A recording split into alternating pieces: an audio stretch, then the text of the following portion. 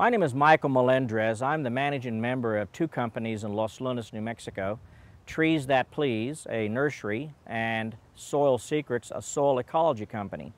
Together, these two companies have collaborated in developing this site, which is an arboretum called the Arboretum Tomé. What's unique about the Arboretum Tomé is not only its collection of trees from all over the world, plus its extraordinary collection of trees native to the Southwest.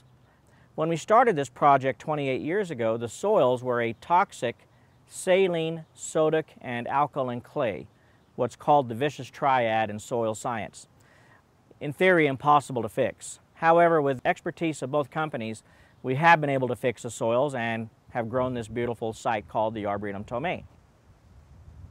Both companies have hosted an annual event we call a garden party, held each year in May. And at this event, the objective is to not only show off the large collection of trees, but to also educate the public about how to get on the journey to better soil health and what are the best trees for planting in the more deserty parts of the Southwest. So this year we have an excellent lineup of speakers, soil scientists, agronomists, and a farmer, all of who have been walking this journey to a better soil health, which we are very proud to be able to let you listen to their presentations. I'd like to introduce to you now our state agronomist for New Mexico, Rudy Garcia. Well, I want to give a little background here. I grew up south of Abiquiu in a little town of Medinales, and I was very fortunate to to grow up learning a way of farming over 7 generations. And so we practice what today we call in soil health as a systems approach for developing healthy soils for growing nutrient-dense crops that we eat to keep ourselves healthy and to take care of our natural resources. And I'll give you an example. We used a combination of very diverse crop rotations. We grew probably in the neighborhood of almost 70 different types of vegetable crops of all kinds of cucumbers, flowers, herbs, garlic, eggplant, Brussels sprouts, almost everything you can imagine. So what we did on 7 acres of farmland is we planted a couple of rows of each crop, and then we would go to a different family type, plant them, and before you knew it, we had 7 acres of all kinds of vegetable crops. So one of the things that protected us in maintaining the resource very healthy was having a diverse crop rotation. Okay. The other thing that we did is we did very, very minimal tillage. Compared to the majority of the farmers today, we did very, very minimal. We had a very old tractor, and we had what's called sweeps, that all we did was just clean the bottom of the furrow to make sure that when we were irrigating with the acequia system that we were able to get water from one end of the field to the other. So that was pretty much our tillage. The other thing that we did at the end of the year, what we would do is after we had harvested our crops and we had our first approaching our first frost, is we would borrow our neighbor had a bunch of goats and sheep, and we would let them go into our 7 acres, and they would graze it intensively, and in 1 week they would graze a lot of the crop residues to the surface. And what they would do is that the goats and the sheep would return their manure and their urine all over the land, grazing. Okay, right after that, we would, in exchange for him grazing our crop residues, he would let us go to his barns where he had composted goat and sheep manure that was already composted over many years, and we would get that every year in exchange, and we would top dress our fields. And then we would lightly hit it with a fine-tooth harrow, very lightly, and we would plant winter wheat, oats, and field peas. So we would plant in a winter cover crop. Okay, so this thing of having a enormous diversity of crops, coupled with grazing of the crop residues at the end of the year, top dressing with a small amount of composted manure, and planting a cover crop, allowed our soils to produce for many decades with essentially no chemical inputs. And so this systems approach that I'm going to now talk about here in terms of soil health is something that I learned when I was in the first grade. I learned from my dad that was a master gardener. And my dad was already an expert when I started learning this systems approach. And what I want to say here is the journey to soil health, your roadmap. Where I grew up south of Abiquiu, that was many generations in the making. So a lot of the details were already figured out at the time that I picked it up. So now what I'm going to do is I'm going to do a few demonstrations here, and I'm going to have my colleague Clarence Chavez. Can you stand up, Clarence? I want to recognize Clarence Chavez. He has about 37 years with the agency. He's a master soil scientist and soil health person. We do all of this trainings together.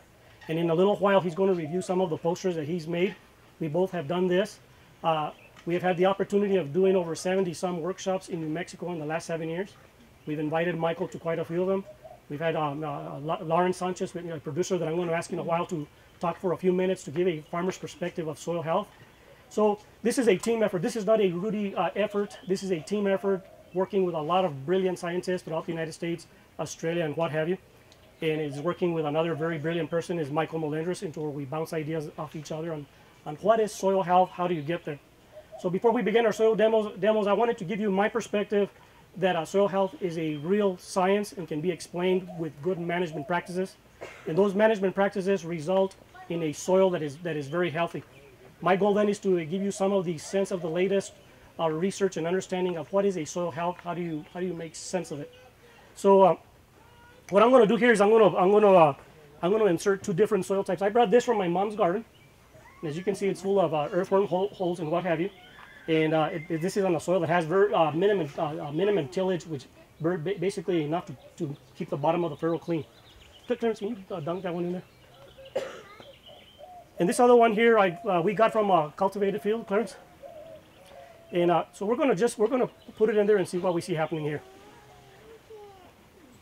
Remember that we have been able to work on soil health on every soil type. Right now I'm on a 5-year demonstration project in the Mesilla Valley with a pecan producer that farms around 1,700 acres.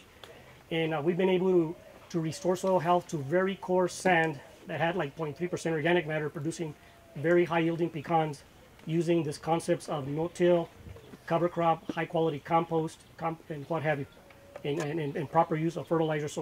So soil health is for every soil type, and you don't want to conclude and say, well, it won't work on clay, and it won't work on sugars on very coarse sand, because these are the very soils that we worked on. And another proof is Michael's soils here. These were some of the worst soils that when he showed me the original analysis. These were saline, sodic, clay soils that were so hard that you could break a windshield with a cloth, right?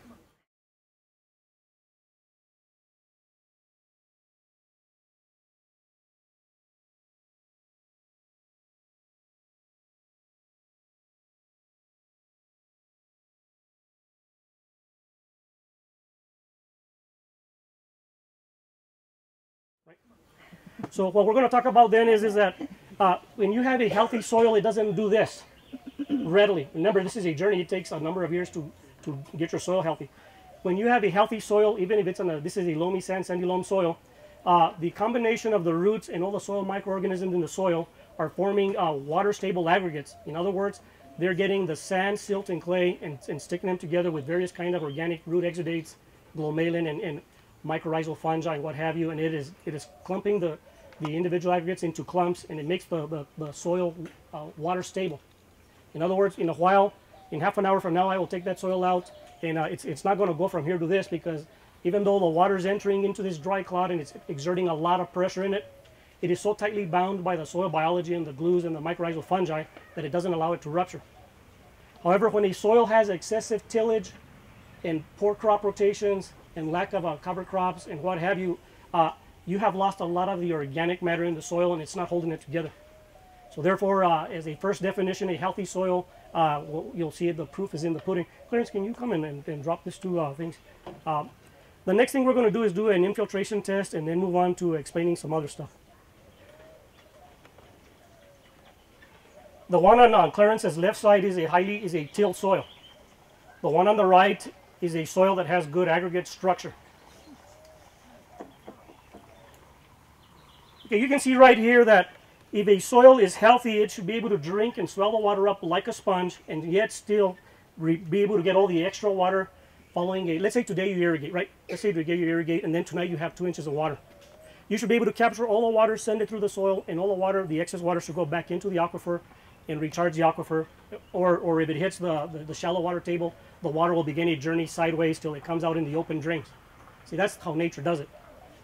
So one of the things that we're doing here in this illustration here is that all we're doing is a very simple concept. Is we're doing what Michael has here as an exceptional example here. We're using biomimicry. We're following nature's template with diversity of trees and soils and what have you, and the environment's healthy and it tolerates all kinds of diversity. The same thing in a cropping system. You're growing a backyard garden or you're growing huge farms. I work with some of the farmers that farm several thousand acres and what have you.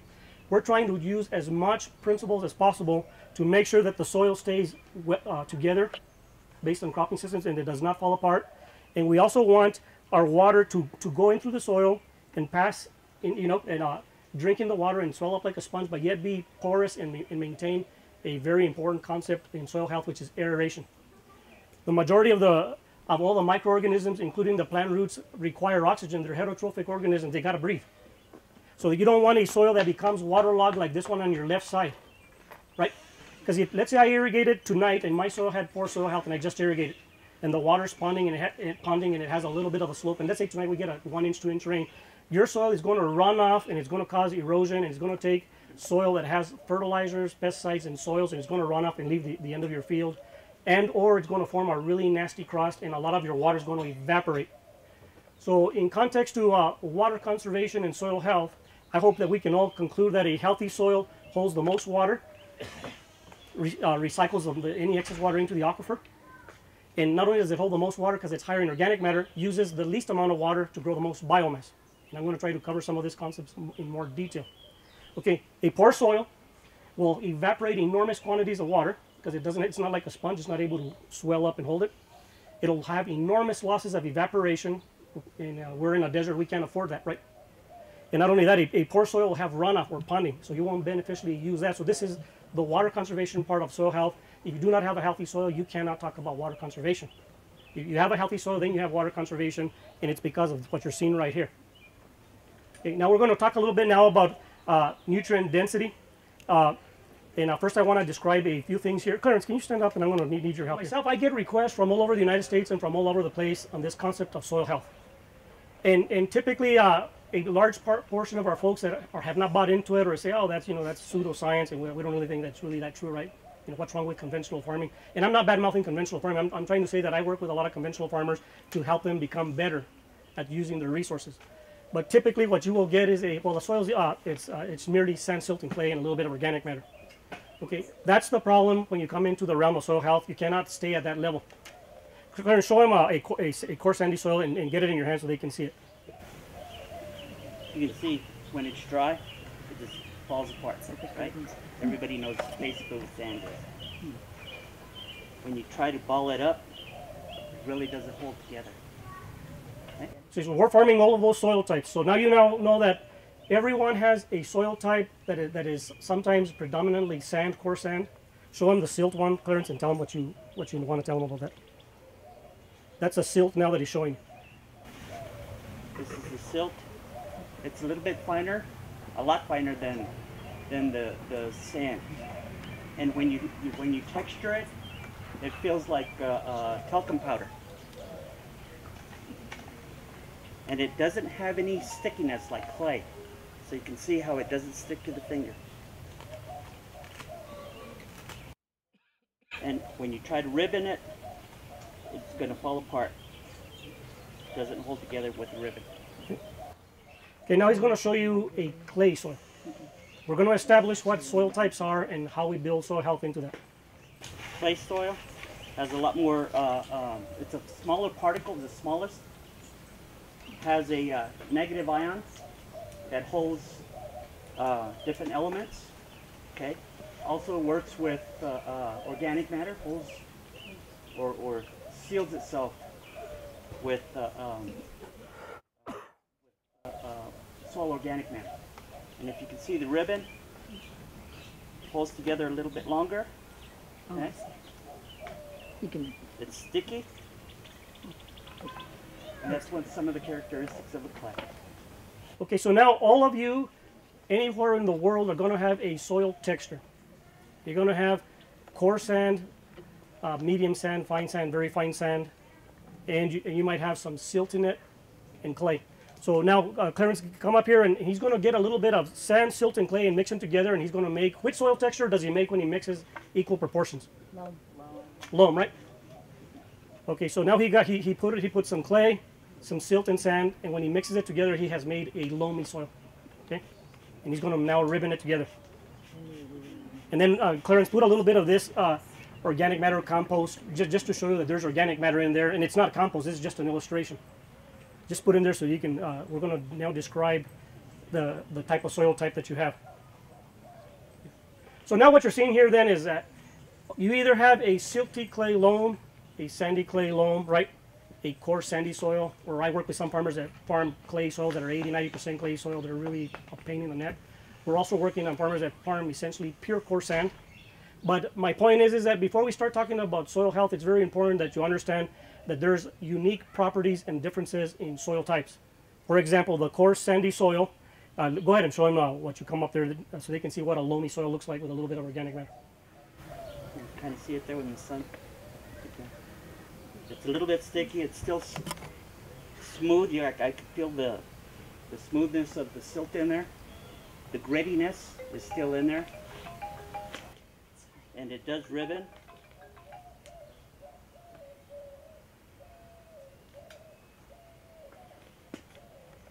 When you talk about clay, you talking about alkali? No. Alkali is the salt. The clay is in, do you remember when we were all little kids? Young ones? Maybe. A long time ago. Well, a couple of years for me, you know. But we used to play with that Play-Doh and that kind of stuff, the clay that that's what I'm looking at. A clay particle here on average are particles that are less than 0.002 millimeters in diameter. A silt is between 0.05 and 0.002. And then sand are grains that are 0.05 to 2 millimeters in diameter. So here's the main premise that we're trying to do is that you first have to establish what is your soil type, where is that at on the, and sometimes you can have distinct horizons. You might have a foot of a silty clay loam, and then immediately under there it goes into coarse sand. So you got to understand drainage issues in your soil type because it's a very dynamic system. Go ahead. Where does caliche fit in all this? Okay, caliche, some of our soils have a certain amount of calcium carbonate, which is we call it lime or what have you. Okay, many of our soils in the desert have pHs here between 7.8 and 8.2, and they're called calcareous soils because they have lime in it. So most of our soils will have 1, 2, 3% lime, and then as Clarence can tell you, mapping all over New Mexico, we have some soils that have 30–40% of the soil is calcium carbonates. And so you have it either as very fine particles mixed with the soil, or you can have thick, hard layers where the caliche is serving as an impermeable into the soil. So we have all of those, and we've been able to also work with soils that are high in caliche and with using soil health principles, and when necessary we have to use shanking, you know, to rip it to break up the little rock-like stuff. So we use all of these things, but I wanted to give you a little premise on it is that when you're looking at sandy soil, a coarse sandy soil low in organic matter might weigh anywhere from about 4.2 million pounds per acre foot. It has a bulk density of 1.65 grams per centimeter cube. So that don't mean this, that, or the other. I'm just trying to make a point. A clay soil can weigh less than 1 million pounds less than a sandy soil on the same volume because it's very porous. It's very fine particles. So now we're managing two soil types. On an acre basis, this soil weighs 1 million pounds more per an acre foot depth, and this one weighs about 3.1 million pounds on its unique density. So now we established that we have soil types that have different mass and porosity and what have you. Okay, Hold on. go ahead, Clint. Could I have this gentleman stand up again? No, the one that asked the question about the clay. Yes, could I have you up here? Oh. Or you? Yes. Okay, let me have you up here. I thought you... Right, just to give you an example, just to give you an idea of the sizes of sand, silt, and clay. If you blow it up into under an electron microscope and start looking at the different particles, okay? Let me have you face the people. Okay, right there, perfect. She's a sand particle. Okay? She's one of these itty-bitty grains, okay? You compare that to silt. This bucket of water would be the silt particle. You see the difference on size on the sand and the silt. Now the clay particle would be that right there, that little blue container, okay? I don't know if you guys can see the blue orange can back there, but that would be the sand, silt, and clay in relation to each other. And there's still even smaller of the sand in there, and the clay and so forth. So it's different ranges of particles and particle sizes. Okay, and that give you the sand, silt, and clay, and the texture. Okay. Okay. Cool. Okay. Now I'm going to give a little more on the line. Clarence, if you can come and hold this while I get some stuff. Come to this side here. I'm going to now give you some dimensions that to help you blow your mind on why you want to know this kind of stuff. Okay. Okay. Okay, just hold it there while I'm talking on that. I am now going to do an illustration here. If I now get a magnifying glass, and of course my measuring tape, if I put a grain of sand on the tip of my finger, a coarse grain of sand, and I measured it, it'd be just a little bit more than 1/16 of a diameter across, right? Okay, but you know, you're not going to be able to see. If I put a grain of sand, I can't even see it. But for the sake of purposes, I'm going to get that grain of sand and I'm going to blow it up with a magnifying glass so that we can talk about something intelligent. Okay? So right now, this is a grain of sand that is just slightly bigger than 1/16 of a diameter across the particle. Okay, this is a solid grain of sand, right? If I now get an equal size aggregate that's made up of all kinds of silt, clay, humus particles, they'll both be the same size. Okay? So keep that in mind. So I'm gonna get some water here, and I want you to keep that in mind. We're talking about a particle that's a little bit bigger than 1/16 diameter, and we're talking about, is there a difference between a solid mass of sand versus an equal size aggregate but made up of silt and clay? So, but before I do that, I want to give you a scale of size. A grain of sand that is 1 millimeter cube of 1 grain of sand. How many particles do you think of medium-sized silt would fit in one of these things if this was 1 millimeter cube? Okay, 36,000 silt particles. Okay, how many clay particles do you think will fit in a 1 millimeter cubed aggregate of clay? How many clay particles do you think would fit in one of these things? Close to 300 million. Okay, so you already know that if I now have a grain of sand, right, just a couple of millimeters in diameter, and we're talking, is it a grain of sand or is it an aggregate? As soon as we start talking about clay, you have to talk about that's the only way that you can account for the enormous amount of millions and millions of hundreds of millions of all types of beneficial organisms, specifically bacteria and what have you, can exist in a healthy soil, right? Bacteria are basically the same size as clay particles. So we want to understand that. Otherwise, you will say, well, I don't care whether my soil is sand, silt, or clay. But not understanding that distinct difference is to not understand this issue that we're going to talk about, nutrient density and carbon sequestration and how we build humus. So I'm going to get I'm going to make an illustration right here.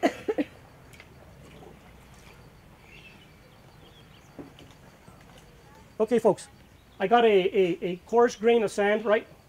2 millimeters in diameter. It's a little bit bigger than 1/16. Okay, if I dunk this in the water, how much water do you think? Okay, I put a little bit too much water.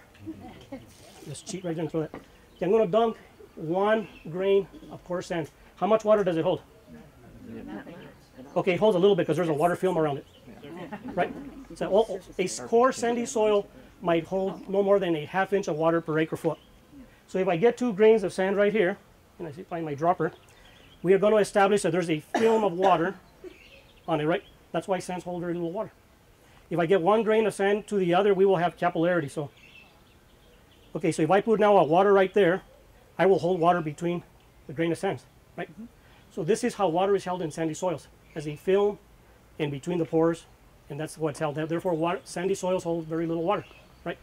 All the more reason that when you're on a coarse sandy soil, you need to have as much mycorrhizal fungi in a good system so that the fungi can go around these grains, and it helps use water very efficiently because it's able to transfer water from one grain to another over many grains because of its long length. So you see that a soil without mycorrhizal fungi cannot have water conservation. So if you till a soil and you constantly destroy the mycorrhiza, you destroyed the network of the little straws to bring water into the plant. Make sense? And so keep that in mind then as we're talking on it. So let's talk about this thing about capillary. If I put a drop of water in between my pores, right, between my fingers, what do I see? Right. So that's the same thing as getting 2 sand grains and putting them together and say, why does it hold that tension, right? And that's capillary water. So we look at soils in this framework when we're making decisions about soil health. Okay, now I'm getting the equivalent size of a 2 milliliter aggregate. Remember we talked about hundreds of millions of clay particles fit in here, and up to 36,000 if it was particles of silt if it was that. Okay, now I'm going to ask you this: how much water do you think it'll get once I let it absorb water? Right? Quite a bit more. Okay, it's the water that's held in this aggregate that's made up of millions of particles of clay, silt, and humus. That is water in which a lot of this biochemistry and soil chemistry is taking place, in which a lot of your formation of humus is going to take place by the formation of having a soil that has a lot of high mycorrhiza on it. Very critical to emphasize that if you don't have a soil that has a lot of high mycorrhiza, it's very difficult to build organic matter. because it's the main source of carbon coming into the soil that eventually gets transformed and becomes humus. So okay, now I have my aggregate. How much water do you think it holds? Okay, I drink some today, I drink some tomorrow, and the mycorrhizal fungi is able to get it, right? Get some more, right? Okay, so you get my point, right? So does it matter then the type of soil type? It has a world of difference on how a plant will respond to this type of soil type versus a coarse sand. So the other part comes is that some plants prefer a coarse sandy soil. Some plants are going to do really good on a clay soil, but all soils are able to produce a crop, a plant, and a tree based on inherent conditions that are site-specific to a plant. One plant will like clay soil and another one won't. Okay? All of us that have grown watermelons have seen that I grow them on the back of my yard in sandy soil. They do just fine. Put them in clay soils or get them waterlogged, they do horrible, right? So we have that in mind on that. Okay, now I'm going to cover another subject here of why. Come over here, Clarence. Okay, now we already know, to this side, we already know that in most cases your soil isn't 100% coarse sand or pure clay. It's a combination of that. So we're going to talk about why do we want to maintain macroaggregates. Macroaggregates are this clumps of soil that clump together, and they're as a category, they're between 2 to 5 millimeters in diameter. So this would be a macroaggregate. This would be your sand, a coarse sand, and a smaller sand, and this would be another aggregate. So just hold them all together like this, Clarence. What I'm going to try to illustrate is the porosity on it. Okay, let me get my straw. Let's see if I find my straw here. Okay, if I get a soil and I do a cross section and I cut it, I'm going to recognize very coarse sand, medium coarse sand, and I'm going to say macroaggregate, right? So I'm giving you a cross section. A soil that has macroaggregates always maintains its porosity and is always breathing. That means that I always have water and air and roots and earthworms easily pass through the pores, right? Does that make sense? Mm-hmm. Okay. If I cultivate this soil and I cause the aggregates to break apart into small little pieces, I will plug the pore space, and that's what's happening right here. Okay. So stay right there with that concept there, Clarence. And okay, now, well, these are not what do you call them? What, Cheetos? These are sponges. Okay, so I don't want to say that Rudy's saying it has nothing to do with Cheetos. So if I get this macro aggregate and I do excessive tillage and I don't have enough diversity in the system, what have you, I'm going to break this up into many pieces. So hold this back up together in a sequence I got to show you pore space. Okay, if I convert this into many little pieces, micro aggregates, the porosity will disappear and all of these things will start plugging up your pores. Okay? Does that make sense? Mm-hmm. Therefore, a healthy soil is always characterized by water-stable macro aggregates. An unhealthy soil, one is that is excessively cultivated and what have you, is always characterized by soils that collapse. So what do you think has happened? Why does the water not want to go through here? The macro aggregates have broken up into many micro aggregates and the soil's plugged. So the porosity is dramatically reduced. So as water's trying to go in there, it doesn't have the infiltration rate to pass through the soil. So it has no choice but to waterlog your soil, evaporate and run off, and that is a consequence of your soil not being healthy, right? A cultivated soil breaks a macroaggregate into many little microaggregates, and most importantly, it destroys the network of mycorrhizal fungi that made it possible to have a macroaggregate. Make sense?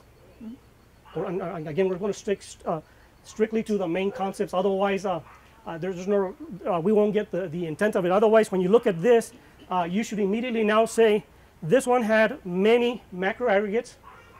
When it rained and you irrigated, it swelled up like a sponge. And I already gave you the demonstration that this little sponge holds a lot of water, right? Mm-hmm. And that the excess water went in the soil, and that's the way it should be. Because there's going to be days that you irrigate and tonight it rains. You've got to manage all the water and harvest it in the soil. You shouldn't be going off or volatilizing. The other part, when your soil is in poor health and is not managed well with all the practices, it's plugging up, as I showed you right here, and it's not letting the water infiltrate into the soil, and it's going to cause waterlogging, runoff, and high evaporation.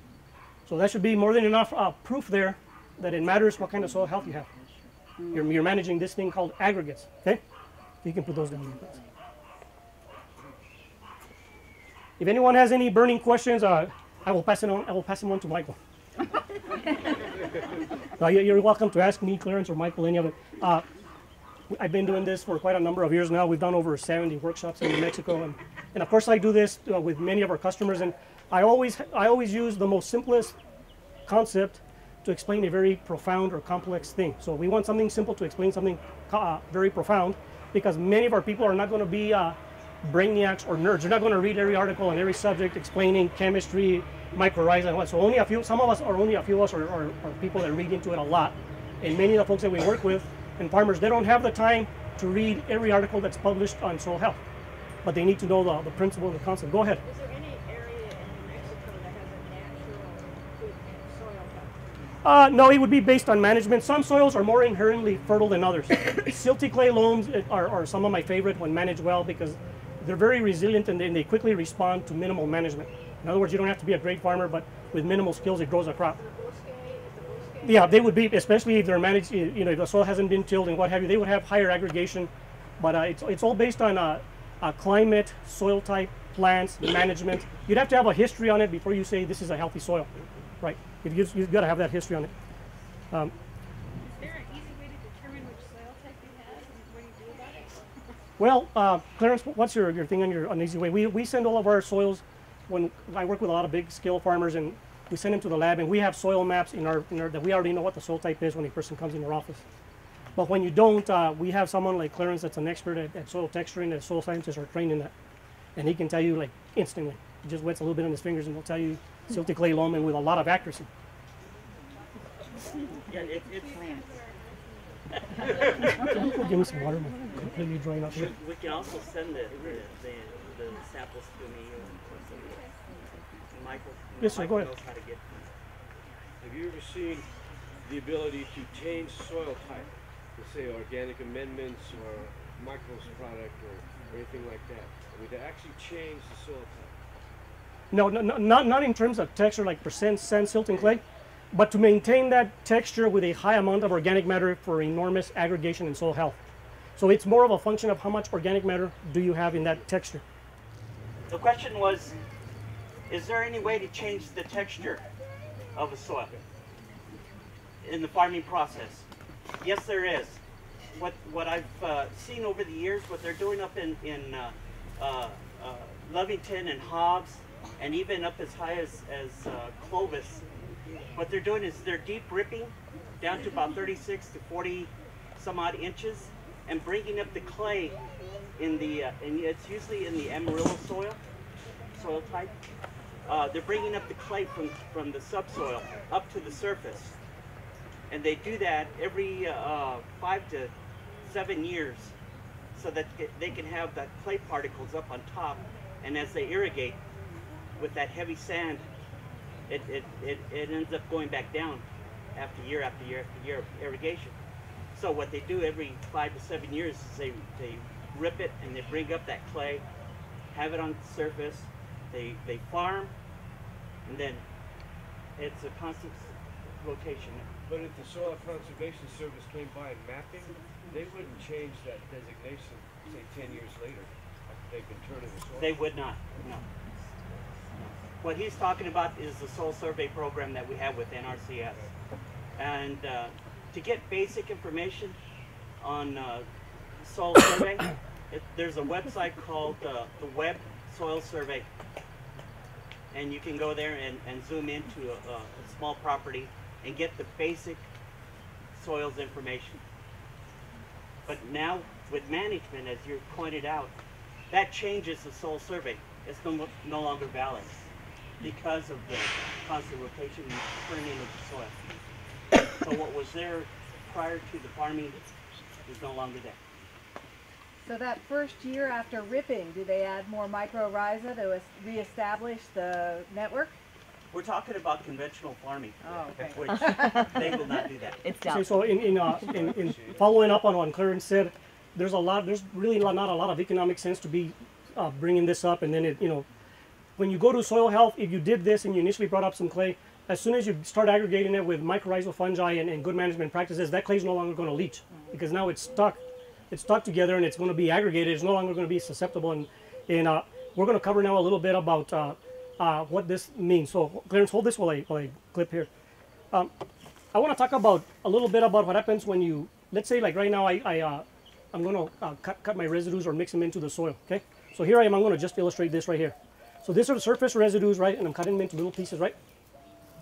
Okay, so what I have just done there is I have cut and exposed the surface residues and roots to a lot of little pieces. So now I've allowed enormous amount of bacteria and other organisms to eat on it. But the other part that's more important is that I've now have shredded and destroyed all the mycorrhizal fungi that was in the soil networking with all the aggregates, right? So what's going to happen is whenever you do excessive tillage, as you're going to see is that I got to make sure I make a mess here. This soil represents, this coke represents the soil, and it represents me tilling it. When I till it and I break it up, you can't cut bacteria in half, but you can cut mycorrhiza into many pieces. Right? You can cut earthworms into many pieces. So what happens is when I mix the soil and till it more than I absolutely have to, I'm causing all the organic matter to be consumed by various decomposing bacteria, and the carbon that used to be as surface residues or roots or earthworms or mycorrhiza that was inside the aggregate, a lot of that carbon has been released into the atmosphere as carbon dioxide. So what's happening is that you don't want your carbon that's in the body of microbes, mycorrhiza, and residues. You don't want them coming out of the soil very quickly, like the microbes are just burping and throwing it all back in the atmosphere. You want carbon dioxide to be coming out of the soil all year round while you're growing a plant. So when your carbon leaves the soil too rapidly, as in this example, what you just did is you forced a good soil to become this soil, because all the organic matter and mycorrhizal fungi and different organic glues previously were holding this together. Excessive cultivation caused them to decompose and they left the system. And when it leaves the system, the soil deteriorates. Does that make sense? You see the same thing right here? If I get this soil and give it in more tillage than is necessary and do other stuff to it, I will break it up into little pieces and I will cause the decomposing organisms to release all the carbon, and then it will no longer be able to hold together, and then it will collapse. So that's your main difference between a healthy soil and a soil that's not healthy. Does that make sense? And that's why I'm using this illustration. You want the carbon cycled in the soil and building as much as you can. You don't want to send it right back out of the atmosphere, back into the atmosphere of carbon dioxide, because that's what's causing your soil to go back to what's called a bacterial dominated soil. And so I want to make this comment. Whenever you have soil that is in poor soil health, and one where you use monocultures, like where you just grow corn, chili, and what have you, and you don't grow cover crops or use compost or what have you, is that your soil that you have that fell apart like this, the majority of the biomass in that soil type is dominated by many species of bacteria. So the biomass, it doesn't have enough diversity. If it's a healthy soil, if it has a healthy soil and it's full of mycorrhiza, then the majority of the biomass is dominated by various species of mycorrhiza, saprophytic fungi, earthworm. There's all kinds of organisms in a healthy soil, because you have this architecture or environment where the house is, where all the microbes are living and living off each other and what have you. So a healthy soil has enormous of mycorrhizal fungi and other kinds of organisms in terms of biomass. And that's what's causing this soil to stick together.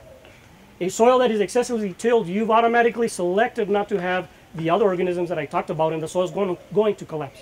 Does that make sense? So now what I want to do is I want to cover this concept of what does a healthy soil with enormous diversity of microorganisms, what does that have to do with nutrient density and what's sustaining that? Okay? You can pass right here, there, Clarence. You might want to put that down to hold this for a minute here, Clarence. Okay, remember we're talking now, we're looking at a macro aggregate that's 2 millimeters in diameter, right? Made up of millions of clay, silt, and humus, and what have you. And you already know that this thing holds a lot of water, right? So we want you to keep that context. We're talking about something that's just a little bit bigger than 1/16 inch in diameter. Okay, so now here's your surface. Hold them like this, one on top of the other. Okay, see if you can avoid that. Okay, so now this is a soil that has residues on it that's keeping, a healthy soil will have a good cover of residues, and it's keeping the water from evaporating straight out into the atmosphere, right? So the plant now is going to use mycorrhiza in a very selective way to utilize water and nutrients to feed the plant. The plant's wanting nutrients and water in a certain combination and needs to feed it. So as this one has dried down, there's still water here and a lot of water here and water here. Therefore, keep that in mind. Here now comes our wonderful mycorrhiza. So here's a root here growing, and a mycorrhiza can encompass all of this. Remember that a mycorrhiza can extend several centimeters away from the root. Okay? Mycorrhiza has a diameter that's around 0.003 millimeters in diameter, so it's a very fine thread, like a tiny straw, and it's able to work all the way in through the soil, right? From one aggregate, it can connect to that aggregate, to that aggregate, to that aggregate, to another aggregate, and then what it does is that it's able to use the mycorrhiza to transfer water from one aggregate to another, and it's able to keep that network that you will not find if the soil's bacterial dominated. So I'm just going to pretend that this is coming from up here and it needs to send water up here, and very shortly you're going to see what it does, right? So it's able to utilize resources, water, and connect from one plant to the other and send it through this network. So this is like an internet network below ground. And this mycorrhiza can connect to many, many species. So one plant can connect to another different plant, and if there's a stress, the plant will say, send me some resources and we'll exchange. So there's like a bartering system, okay? Okay, do you see how I just was able to utilize resources from one aggregate to another? And you see the network that was connecting it? That's what makes having the optimum condition in a healthy soil. It's full of a diversity of biomass. As you saw a while ago on my water, right? It's able to, it has all of these properties at once. Macro aggregates, lots of water, able to share water through the network. It's able to, because it has higher organic matter in there, it's able to maintain an environment that has a lot of water and yet it's still porous. You see the big pores in between here? In a healthy soil, it will constantly be able to breathe because the pores are there, yet it always has water to drink, right? In a healthy soil, it will have very little resistance, so an earthworm can easily go through here or a root and move through it and just move it to the side. So it has the right temperature, the right moisture, it's well aerated, and it has the right biology diversity to harvest and process nutrients that are in the soil. So now go ahead and put that down. I'm going to just show you now. If I now get an aggregate and I squeeze it, what do you think I just squeezed out of there? The water, the nutrients, organic carbon, and all kinds of root exudates that I'm going to let Clarence here in a little bit cover. But I just removed the nutrients, the water, and the microorganisms that were inside this aggregate, right? Okay, all these various species of bacteria that are in there, they require a carbon source to survive. So if I'm going to want various species of bacteria here that can solubilize phosphorus or dissolve a natural mineral, they're in there by the millions, right? They have the water, they have the environment, they're well aerated, they got the right temperature. But those microorganisms, they need a carbon source. What do you think is the main carbon source that's feeding this microorganisms? Okay, one of the main sources is, come here, Clarence. Okay, so the plant is doing photosynthesis. It's the first one to fix it into various organic compounds, photosynthetic sugars, right? It then sends it into the root, and then in the root, when it has a lot of mycorrhiza, it'll send it into the mycorrhiza, and the mycorrhiza begins to make one compound that's known as glomalin and probably other types of compounds. So then the glomalin there is, I'm going to put that inside the thing just to give you a thing. So now this is coming from the plant, from the root to the mycorrhiza, and the mycorrhiza has just turned the sugars from the sun into glomalin. And it's now going to send it, and I'm going to send it to Clarence or short pickups, they can see it. See it? Okay? What did I just do? I just sent carbon through this system, and I dumped it inside this aggregate, and in that aggregate is all kinds of species of organisms. Says, there's food. So now there's this mutual relationship in which those bacteria says, okay, now I'll do this for you. You gave me carbon and food to eat. You built me a nice house to live in. I now am going to get the carbon and I'm going to solubilize calcium phosphate, or I'm going to actually dissolve a mineral, and I'm going to release it, and in exchange I'm going to give the minerals to the plant, and then the mycorrhiza will take the water and the nutrients back into the plant and send it back up. So it's a mutual relationship. So the plant feeds the mycorrhiza dumps the carbon inside the aggregates and around the aggregates, and the various species of microorganisms inside the aggregate says, okay, because you fed me and you gave me the right house, I will now dissolve the nutrients that you wanted, and in exchange you help me and I help you, and in exchange you get a nutrient dense plant. So I want to make this connection here. Do you see the connection there that you can't have a nutrient dense food, right? If it didn't come from a microbial dense environment. Because in there you need all types of species of microorganisms to make vitamins, to make hormones, to solubilize nutrients. You can't just have a bacteria dominated soil do that. You need to have all the organisms, including earthworms. And that takes me to my next point right here. Before I go on, does anyone have any problem with this concept of how you feed the soil? Is that photosynthesis? Yeah, photosynthesis is the original source of carbon that's making it into the soil. Yeah. Okay, so now let's get around 4 of these together, Clarence. Hold them up like this. Okay, this is to illustrate here. Okay, now I'm going to say that I said that this is a macro aggregate, 2 millimeters in diameter, right? About 1/16 inch. So if I put 4 of them together, what do we have? A 1/4 inch, right? Okay, 1/4 inch, and this is actually about a 1/4 inch on this right here. And so I'd have to blow this up proportionately, but an earthworm can easily dig through the soil and leave a 1/4-inch hole. So now you got to imagine this earthworm. Remember, I'm blowing it out of in scale. This earthworm can come here and eat all of these together, put it into its guts and grind them up and mix them up. And by the time it's in there, the earthworm is enjoying all the different carbon and bacteria, and it's processing it through the guts, and it's getting mashed, mixed, broken down, and what have you. The end product of the castings, the fecal pellets, right?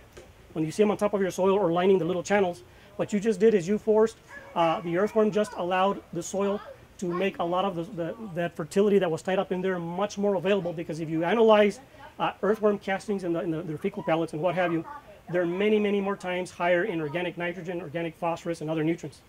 So I just converted all this soil, crushed them, mashed them up inside the guts of an earthworm, and it came out, and now it's more fertile than when he first ate it. And now the porosity, remember we talked about the pores? Open them up like this. Okay. Okay, so the earthworm has just passed through here and made a big tunnel, right? And as it's passed through the tunnel, it's lined it full of fertilizer, organic fertilizer. Now comes a root, and it easily goes through this tunnel, and it now has less resistance. So now the plant expends less energy going into the soil, because now the soil has become very porous. On top of that, these aggregates, they have a nice tilth. They crumble easily in your hands, so they're not like rocks. Okay? So you see that we're talking about this very elegant system of nutrient cycling. It gets really, really complex, but my goal is not to talking about it in an excessively complex manner, because that's not my point. My point is can you diagnose the health of your soil? Can you evaluate your management systems that you overlaid into your soil? And are you aware that it's based on a carbon-driven system? The plant has to constantly send carbon into the soil, and a major dominant source of carbon in making a healthy soil has to come through mycorrhiza. And a mycorrhiza will make it possible for the aggregate inside to be full of all kinds of species of organisms that recycle nutrients, and they take it out of that aggregate and they transfer it back to the plant. So that's how you get nutrient density. You couldn't do it if the soil's completely collapsed. So you see this soil right here collapsed? You won't have mycorrhiza, earthworms, or what have you, be a nice thick clod. This one's going to require a lot of tillage, a lot of pesticides to take care of the pests that are out of control. And this is going to require a lot of fertilizer, because the natural system that's in place cannot be accessed. Someone had a question here? Yes? Can you give 1 or 2 examples of a mycorrhiza? In terms of their length or species, or what are you referring to? Species. Where's Michael at? Is Michael around? Michael, I'm going to let the expert talk to you about the variety of species. There's many types. Michael, can you come up here and just talk a little bit about a mycorrhiza species and what have you? I think you want to hear from Michael on that. Okay. Go ahead.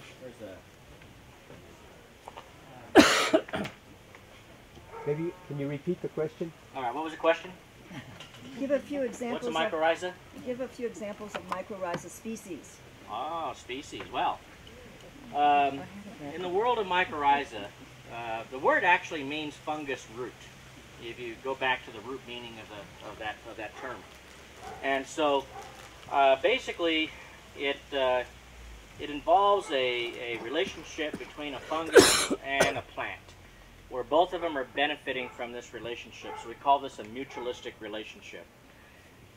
So what's happening is that the plant is providing something that the fungus needs, and the fungus is providing something that the plant needs, and if they can do that, then everybody's pretty happy about the situation. So we know from from studies, and then also just from simple observations, that if a plant is lacking the relationship, if it does not have this fungus attached to its root system, the plant is more likely to suffer from drought stress, heat stress, cold stress, number of problems, and the reason is simple. If the plant is not able to get out of the soil what it needs, water and elements, then it's going to be compromised. And when it's compromised, it can't endure the rigors of the environment as well. So the fungus is able to deliver to the plant extra water and extra elements, satisfying that need. And in exchange, the plant is going to give the fungus something it needs, which is energy, in the form of liquid carbon or sugars that the plant was able to make during photosynthesis. So enough of that. So we have species out there. Just like you have on the face of the planet, you have tens of thousands of different kinds of plants. On this property alone, there's 47 species of oak. Well, in the world of fungus, you also have many, many species. So when we're dealing with an agricultural crop, most of the vegetables that you would likely be growing in your garden, this lawn, and fruit trees, there's a category of mycorrhiza that can help with those type of plants. And this category is called endomycorrhiza, or there's another more complicated term, arbuscular mycorrhiza. But one species of an endo called a Glomus interradicis is a generalist, and it can work with any one of those plants. It can work with lettuce, it can work with onions, it can work with chili, tomatoes, grass, the apricot tree in the background. It can work with all of those. So it's a generalist. But if we get into a forest ecosystem like a pine forest, your ponderosa pine is a specialist. And most of your pine trees are. And your oak trees are specialists, which means that they can't associate with that generalist mycorrhiza. They have to associate with a specific mycorrhiza for their type of tree. And so these are called ecto, E-C-T-O, ecto mycorrhiza. So we have endomycorrhiza that are going to work with the majority of your agricultural crops and fruit trees, most of the plants in your landscape. In fact, about 90-95% of all the plants on Earth can associate with your endomycorrhiza. And any one of them, there's maybe a dozen different species of endomycorrhiza, but any one of them can work because they're generalists. But if you get into the pine trees and your oak trees and your redwood trees, where we have some specialization, then we have to know exactly what species of ecto to work with. For example, the ponderosa pine will only work with Rhizopogon rosealis, and that's an ecto. That's the only species it'll work with. And so, did I go overboard on that? No. From the expert. Okay. Thank you, Michael. Thanks. Now, do I need to go around on this? I'm only going to do one more demo to get the point across. Okay, the last demo that I want to do is, go ahead and open this. I want to make an illustration here as to what's driving this system, the energy that's driving it. Remember I said that this is our macro aggregate, right, and it holds water? Well, I want to illustrate, when I squeeze the water out here, I would be squeezing out all of the solubilized nutrients, elements, the bacteria, and all that in there, right? So this part in here represents that I just removed the water, and this represents a variety of different species of bacteria. So I'm going to throw them in there, right? And I want to emphasize that inside the aggregate, there's two bodies of water that help you to understand this concept. There's the water inside the cell of the microbes, and in there is taking place all kinds of biochemistry, all the stuff that it's metabolizing, growing cells. So I'm going to throw it inside the water, okay? And now remember that you're seeing this in the perspective that this is happening inside the aggregate. So there's two bodies of water in here. There's the water that contains all the biochemistry of the microbe is growing and metabolizing, and then there's the water, which is the soil chemistry. So you have in here what you have here, and I have as an example here, this is called Celtic salt, and this is just to make an illustration. This Celtic salt contains over 82 trace mineral elements and what have you. So we're not talking about sodium chloride over here. I want to make sure that I'm using this as an illustration. If I get this Celtic salt and I dissolve it in the water, we're talking about an enormous amount of minerals, trace elements that the plant needs to survive, and it's much more than our standard 16 common elements. So here's my point. Inside this aggregate, the aggregate has, we talked a while ago that it has water in it, it has living microbes. Remember we talked about it has carbon being pumped in there from the mycorrhiza and the root exudates. We also talked about that this environment, because it has large pores between it, is well aerated, and it has a cooler temperature because of the residues and what have you. So we have an optimum environment for a lot of microbial activity to take place. Okay, so now in these two water situations inside this aggregate, two bodies of water, it requires energy for that microbe in there. It needs to get carbon from the root exudates and the glomalin and the mycorrhiza, right? It needs to get carbon to function and grow. And when this microorganisms are decomposing organic matter or crop residues or what have you, one of the products they eventually make is a product that we call soil humus. And remember, if this is, for context, if this is 2 millimeters in diameter, right? And this bacteria have a diameter of 0.0005 millimeters, we're talking extremely small scale. So when a microorganism in there has finished decomposing organisms, and let's say another organism comes in here and eats it, so I'm going to throw that in there. Let's say that's a bacterial feeding nematode, a beneficial nematode. It eats the bacteria, right? As it eats it, it will release excess waste and other metabolites. And what you have in this environment is you have an environment where biochemistry and soil chemistry and decomposition products are taking place in here that ultimately provide an excellent environment because they're in intimate contact with clay and other minerals where you have the formation of soil humus.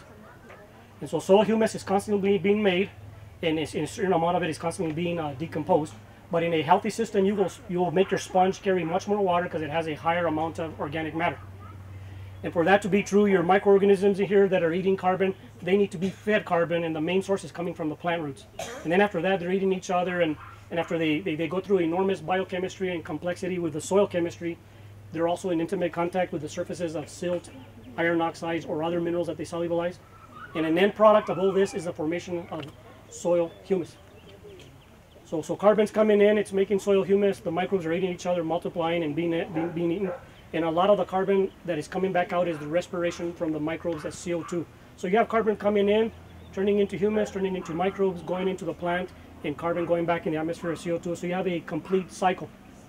In a healthy system, you'll have the optimum environment for a diversity of organisms to take place. Does anyone have any questions? I know we're only hitting the high points. Go ahead. Back in the day, they used to teach us that nematodes were a bad thing.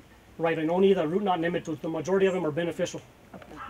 And I wanted to give I have two producers here that I'm going to ask cold turkey to come. I already talked to one, and I'm going to first ask Mr. Lawrence Sanchez if he can come here for a few minutes and talk from a farmer's perspective. What does it mean to understand soil health, Lawrence? And then I'm going to ask Miner after that to come up and give us a few minutes. It's very important that you hear this from the mouth of someone that's a real farmer. Because you don't want to just say, well, Rudy said or Clarence said, you know. I want you to know what a farmer has to say about it. So here's Mr. Lawrence Sanchez. I'm just the opposite of Michael. I'll say 4 or 5 words. Michael can go on for hours. But anyway, one thing I want to stress is Michael mentioned it, and so did Mr. Garcia. Anything you do with the soil is not a short-term deal. It takes years. And I say, the example I say, we've been raping the land for hundreds of years, and you want to fix it in 1 or 2 years? There's just no way it's going to happen. So keep it in mind, it's a long-term operation you're going to get into.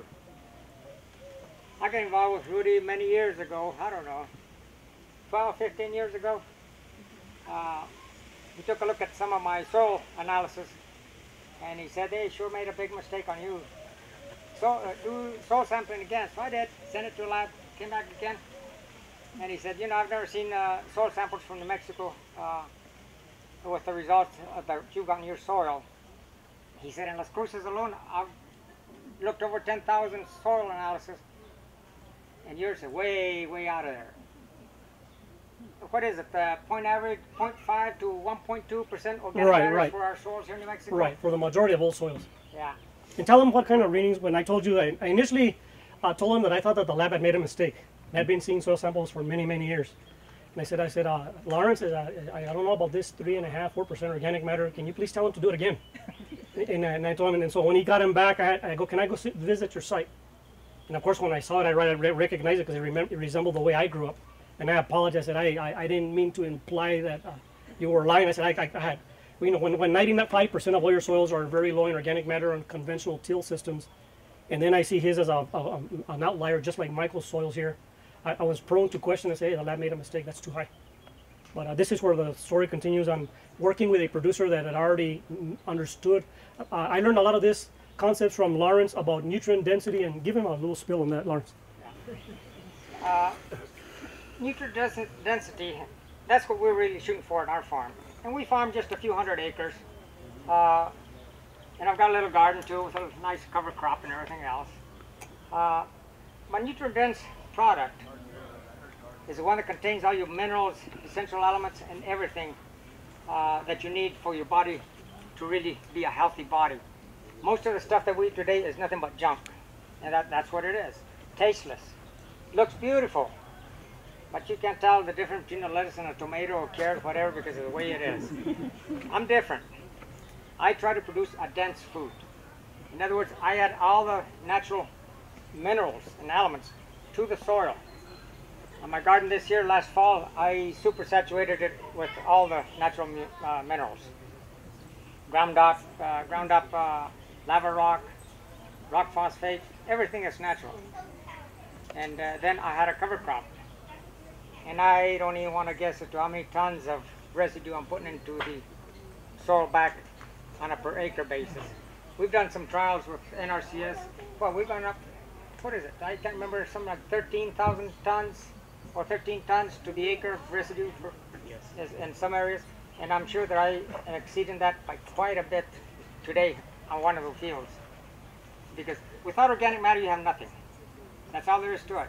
It's dead soil, is what I call it. And to me, soil is a living organism, and you got to be able to feed that soil, not only to get it to where it should be, but you need to produce a crop. And while you're producing a crop, you also need to still feed more to the soil, so that the soil can still be healthy while still producing a big crop. But anyway, all I can say is everything that you've seen here today, really pay attention, because it works. You need to get your organic matter content there. You need to get your natural minerals in there. And there are organic products, liquid nitrogen, stuff like that, that you can use. It's still organic. But we try to do everything natural. I don't know how many hundreds of semi-loads of manure we put out every year on the fields. And I mean hundreds. What do you grow on the 200 acres? Pardon me? What do you grow on the 200 acres? We grow alfalfa, corn, rotate with small grains, triticale, oats, wheat. Yeah. Yes, sir. What type of cover crops are you planting and rotating, and also what type of manure? Cow manure, and right now this year rotated with triticale. Triticale is a cross between rye and wheat. So we do try to keep the soil healthy while still trying to produce a real good, a healthy, nutritious crop. And the way I look at it is you take care of the soil will take care of the plant, and the plant will take care of you and the livestock. And that's really where it's at. Don't be afraid to take your time, because it's a long-term process. It's not going to take you 1 or 2 or 3 years to get where you want to go. Yes, sir. Bottom line, have you been able to increase your profit? Yes, sir. And we don't use that much water either. 1 year we made the first cutting with only 1 irrigation. Wow. Everybody else were bragging, oh wow, we irrigated 4 times, we irrigated 5 times before the first cutting. Ah, come on, give me a break. You know, that's a waste of water. So, and then some of our pasture fields, grass fields, they're going on 10 years of production and still producing a lot. And a healthy product. Because that's the bottom line, a better crop and more money. Well, the thing is, also better we're soil. conserving water, and we're conserving the soil, and we're bettering the soil. Okay. And that's where it's all at. And, yes, ma'am. What were the results? What were the results of that first test that were so far off the scale? What made your soil so different? Well, we've been practicing sort of no-till, minimum-till, strip-till. And that's where it all lies. You can plow the field all you want to, but all you are is destroying the microbes and the structure of the soil. So we try to do as much minimum till. Once in a while you have to bite the bullet. We release out a new field, it's a mess, so we might have to plow, but mostly we'll rip it 36 inches in 2 different directions. Yes.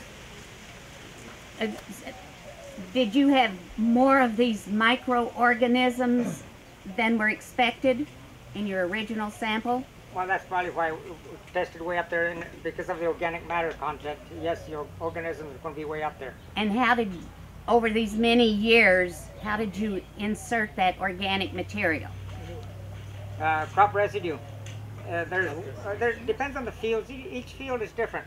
There'll be some fields where we have, instead of cutting, let's say the 5th or the 6th cutting, we'll just let it grow, and then we'll just run a push hog on it and keep that organic matter. And there are times that we'll order a few semi-loads of compost manure, but 95% of the time it's all raw cow manure. What do you think of llama or those kinds of critters, their manure? Llama, those kinds of manure. Llama? It's llama. Say llama, but it's llama. Double L is a Y in Spanish. Llama. I don't know. I don't have any experience with any of that manure at all. How about horse manure? A lot of fiber in it, but not too much nitrogen. And chicken? Chicken is probably the best. How about the levels of glyphosate in your manure? Pardon me? How about the levels of glyphosate in your manure? I don't know. Never had tested glyphosate on the manure. Because the side effect of glyphosate is patented as an antibiotic. Now, last time I checked, and I was the dumbest guy in the class, an antibiotic has a habit of killing off bacteria. So the more manure you apply, and it's loaded with glyphosate, the bigger the problem you're going to have. You're probably right. But Well, then I'm too, right. you got to check and see what dairy that manure comes from. Do they use a lot of medication on the animals? I don't know. And I think the biggest thing that you got to watch for in manure is your salt content. That's the thing that you really got to be on the lookout for. But I don't know. I do thank you though. Thank you. Thank you, Lawrence. Lawrence, how long are you going to stay around today? I don't know. Well, I would, people, there's some really brilliant individuals here today that I hope they will hang around long enough, wandering the grounds, that you can capture them and continue asking them questions. Take advantage of this opportunity. And so, Lawrence, Rudy, you're going to hang around for a while? For about half an hour, then I have to head out to another office. And then Dr. Kindness, and I know Clarence has to go on a vacation, so he's going to be leaving soon. And his daughter over here, Catherine, is the one who had her science exhibit on display from Los Lunas High School, where she's been getting rave reviews on her project. But I will comment a little bit on this word I can't pronounce, glyphosate. Glyphosate. I've never been accused of being a student of linguistics, grammar, spelling, or any of those things. So. But anyway, I think one of the concerns that we as an industry have is that we grow crops that are intentionally designed to be tolerant of that herbicide, and so and corn silage is one of those. So where the corn's been genetically modified to be tolerant of the herbicide, and so the farmer is going to use the herbicide in order to control the weeds. So we do have an issue that we need to be thinking about, in that this is a persistent chemical that will be on the foliage and in the soils, and we are beginning to understand that it does have repercussions both in the soil and in the foliage. And when the animal eats that foliage, where does this all end? And that's what Dr. Kindness was trying to exemplify. So, Miner, why don't you come on up and tell us a little bit about whatever you're supposed to tell us. Thank you, Michael. I'll keep my comments pretty simple. What Rudy and Clarence and Michael and Lawrence have been talking about today is a simple idea that is a radical idea. It's far more radical in our thinking than may at first appear. Did anybody catch Lawrence saying the 6th cutting of alfalfa? Yeah. Yes. Okay. We get to get 4. Yeah, 3 or 4. Yeah.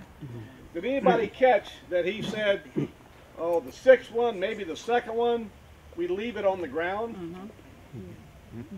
What does that mean? That means as farmers, we grow cash crops, but we also grow crops for the soil. You have 100 acres, you have 1 acre, you have 1,000 acres. You're going to get a cash crop off of half that, because you're going to spend the other half growing crops, putting money in seed, putting money into inputs and energy and time and effort for the only purpose of improving the soil. It's a radical idea. When I was driving up here today, I saw a dozen fields of alfalfa, just gorgeous alfalfa. If you go to any of those farmers and say, listen, we want you just to chop that down and leave it on the surface. Don't bale it. Don't feed it to an animal. Don't use it for compost someplace else, just chop it and leave it on the ground.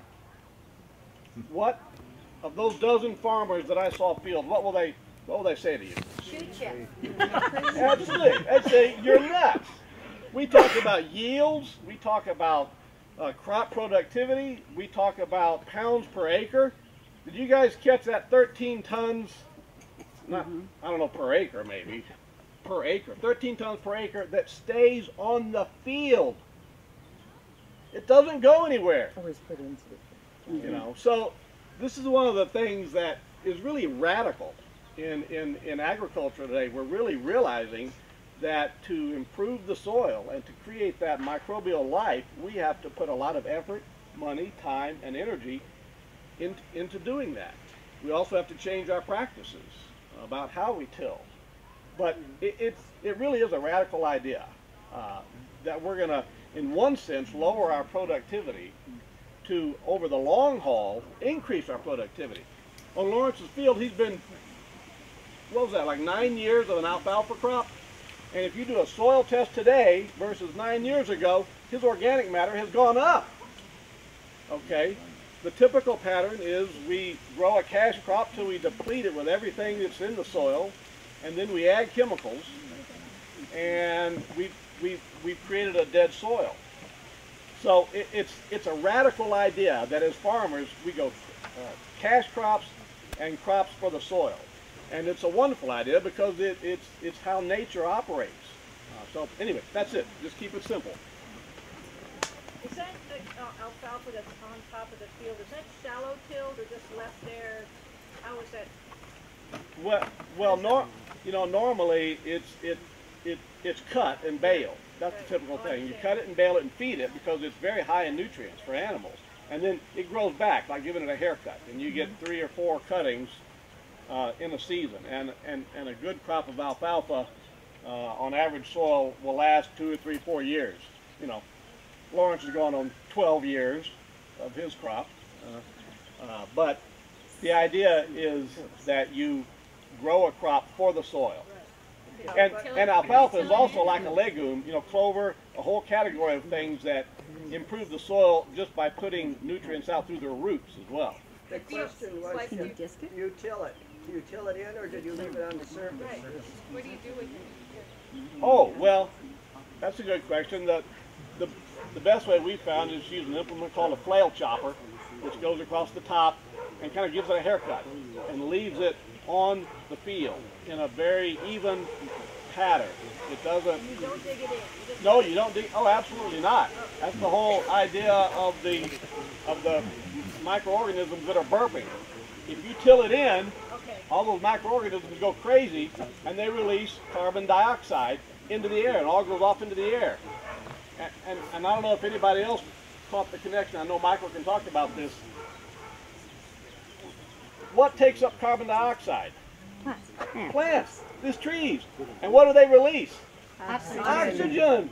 And the biological activity releases the CO2 and they use the oxygen. It's this unbelievable synthesis between the living organisms in the soil and us, all mammals, every living thing, and the plants.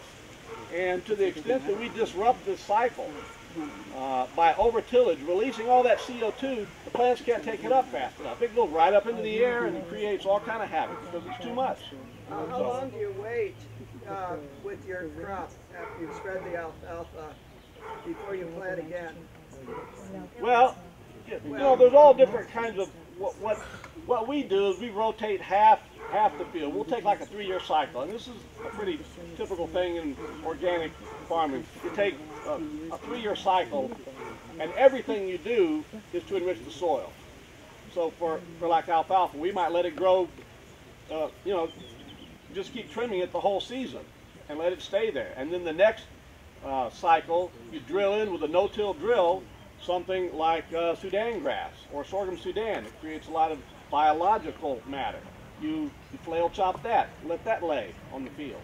So for a period of 3 years, you do nothing but grow crops, lay them on the field. Don't till them in, lay them on the field, and it, you know, prevents the moisture from evaporating. It feeds the soil. It does all kind of great things.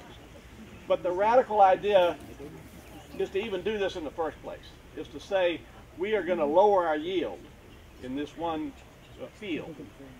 But in the long run, you get much better vegetables, much better crops, and your yields actually go up. So anyway. Yes. So then are you ever removing that organic matter that you've laid down on the field? Well, every time you bale it, you know, every time you literally take any of that residue off the field, you're depriving the soil of the energy that they need to grow the organism. So over time, it's a super mold. Is that what you? Yeah, it's like a super mold.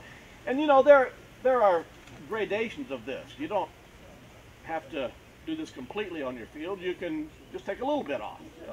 You can do strip tillage. You know, I talked about strip tillage, where you grow a cover crop, and then you just till a very narrow strip in that, and you grow your cash crops. So you can have your cover crops growing that are enriching the soil, and you can harvest them and lay them down on the surface. And at the same time, right next to it, you can have a strip till of a cash crop. So you can do both things at once. There's lots of different ways to do it. But the key thing is to have the mindset that I'm gonna, as a farmer, I'm gonna farm to feed the organisms. That's where it all begins.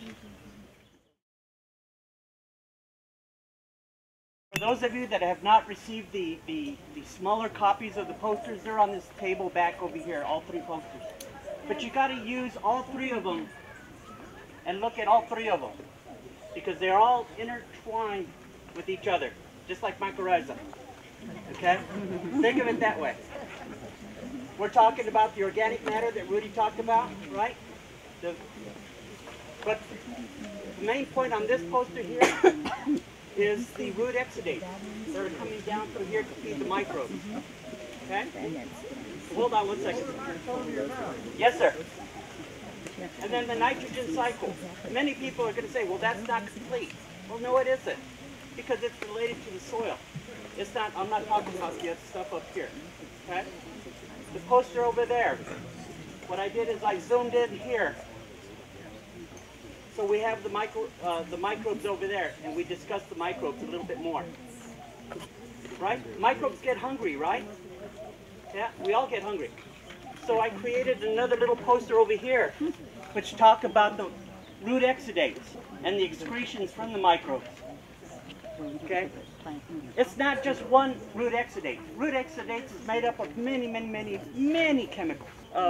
We're looking at enzymes, water-soluble vitamins, as Rudy talked about. We're talking about growth factor hormones, nucleic acid, DNA, RNA.